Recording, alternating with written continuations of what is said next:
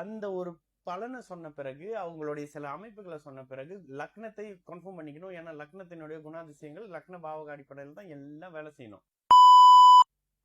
வணக்கம், நான் உங்கள் விக்கி ப்ரோஸ். நமக்கு என்கணி ஞானத்தையும் வேத ஜோதிட ஞானத்தையும் ஆன்மீக ஞானத்தையும் வழங்கிய அனைத்து குருமார்களுக்கும் நன்றி. என்ற அதே வேளையில் இது ஒரு ஜோதிட விளக்க வீடியோ விருப்பம் உள்ளவர்கள் தொடர்ந்து பார்க்கலாம். நமது விக்கி ப்ரோஸ் அஸ்ட்ராலஜி சோசியல் மீடியாக்களை ஃபாலோ பண்ணியிருக்கக்கூடிய அனைத்து தோழர்களுக்கும் ஒரு நன்றி. ஒரு கேள்வி, அண்ணன் 8-12 ஹவுஸ் லாட் நீச்சமாக இருந்தாலும், ஓகேங்களா, உங்க கேள்வி என்ன படிக்கும் போது சிரிப்பு வந்தது. பட் இருந்தாலும் அது ஏன்னு சொல்றேன்னு, இப்படிப்பட்ட கேள்வி கேட்கக்கூடிய உங்களுக்கு இப்படி ஒரு டவுட் வந்துருச்சா அப்படின்ற மாதிரி இருந்தது. 8-12 அதிபதிகள் நீச்சமாக இருந்தாலும் அந்த வீடு சுபத்துவம் பை குரு வித்தவுட் பார்வை, சுபத்துவம் பை குரு வித்தவுட் பார்வை, okay, still brings to other country. Okay, மறுபடியும் என்ன கேக்குறீங்க? பட் சுபத்துவம் பை குரு வித்தவுட் பாவர் பார்வை, ஓகே, வித்தவுட் பாவர் பார்வை. பிரதர், 8ஆம் அதிபதி நீச்சமானால் அந்த ஜாதகருக்கு ஆயுள் குறைகிறது. 8ஆம் இடத்தை குரு பார்த்தா ஆயுள் திரும்ப பேலன்ஸ் பண்ணப்படுது லக்னத்துக்கு ஏத்த மாதிரி.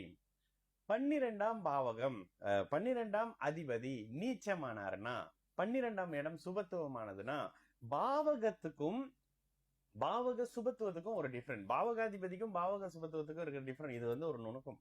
உங்களுக்கு எந்த அளவுக்கு இந்த விஷயம் புரியுதுன்னு வந்தீங்கன்னா நீங்க தான் அட்டிச்சு தூள் பறக்கலாம். ஓகே, என்ன 12ஆம் இடத்த அதிபதி நீச்சம்ங்க, ஆமாங்க நீச்சம் ஆயிட்டாரு. ஆனா குரு அந்த இடத்த பாக்குறாருங்க. அது 8-12, குரு 8ல இருந்தாலும் 8-12 தொடர்பு கொள்வாரு, குரு 4ல இருந்தாலும் 8-12 தொடர்பு கொள்வாரு, குரு 8ல இருந்தாலும் 8-12 தொடர்பு கொள்வாரு. அது குருவினுடைய முக்கோணம்ன்ற கணக்குல வந்துடும். இந்த குரு உங்களுக்கு குரு தசை வரும் பொழுது, நீச்சமாக இருந்தாலும் 12ஆம் அதிபதி வரும்போது, 8ஆம் அதிபதி வரும்போது, சரவீட்டு கிரகங்கள் வரும்போது, ராகு கேதுக்கள் வரும்போது உங்களை நிச்சயமா வெளியில கொண்டுட்டு போவாரு. ஓகே, இது ஒரு அனுபவ அமைப்புகள்ல சொல்றேன். நேத்து ஒருத்தர் ஜாதகம் பாக்குறாருங்க. நேத்து லைவ்ல இதை நான் சொன்னேன். ஒருத்தவங்க ஜாதகம் பாக்குறாங்க. அவரு வைஃப் 2 பேரும் இருக்கிறாங்க கால்ல. பிரதர், இவர் ஜாதகத்தெல்லாம் நம்ப மாட்டாரு, பட் உங்களோட வீடியோ பாத்துக்கிட்டே இருப்பாரு. பார்த்துக்கிட்டே இருந்துட்டு என்ன ரொம்ப ஃபோர்ஸ் பண்ணாரு. இவர்கிட்ட அப்பாயின்மெண்ட் எடுக்கணும், ஜாதகம் பார்க்கணும்னு. என்ன உங்களுக்கு அதெல்லாம் பிடிக்காதேன்னு, இல்ல அவர் ஜோசியம் சொல்ல, அவர் கணக்கு சொல்றாரு, அவர் மேத்தமெட்டிக்ஸ் சொல்றாரு அப்படின்னு சொன்னாரு. பிரதர், அவருக்கு 8-12 சுபத்துவம். எடுத்த உடனே நீங்க கிளாங்ல இருக்க மாட்டீங்களே, எங்க இருக்கிறீங்க என்னன்னு அப்படி சிரிச்சுக்கிட்டே, ஆமா நான் பிணைங்களா இருக்கிறேன், அடுத்து கூட ஏதோ ஒரு விஷயத்த பார்ட்னர்ஷிப்பால பண்ண போறீங்க, அதனால கொஞ்சம் இது வரப்போகுது, ஆனா நீங்க கடல் தாண்டி போற மாதிரியான விஷயம் தான் அடுத்து வரப்போகுது. இதெல்லாம் எதை வச்சு சொல்றோம்? 8-12 விஷயத்த வச்சுதான் சொல்றோம். அப்ப அந்த அமைப்புகளை நான் அவங்க கிட்ட எக்ஸ்பிளைன் பண்ணிக்கிட்டு இருக்கேன். அப்ப இந்த விஷயங்களை எல்லாம் சொல்லும் போது அவர் அப்படியே கேட்டு கேட்டு கேட்டு கேட்டு கேட்டு அவரும் ஒய்ஃபும் ஷாக். என்ன ஷாக் ஆனாங்கன்னா, அவங்களே சொன்னாங்க, நாங்க ரொம்ப ஜாதகம் நம்ப மாட்டோம், பார்க்க மாட்டோம், பட் உங்களோட வீடியோஸ் வேற மாதிரி இருக்குதுன்றதுனால. இதுல நான் இன்னொரு விஷயம் அடிக்கடி சொல்வேன், யாரையும் ஜாதகம் பார்க்க வாங்கன்னு இது வரைக்கும் சொல்லவே மாட்டோம். இது எனக்கு அது ஒரு ஈகோ பிரச்சனைன்னு வச்சுக்கோங்களேன்.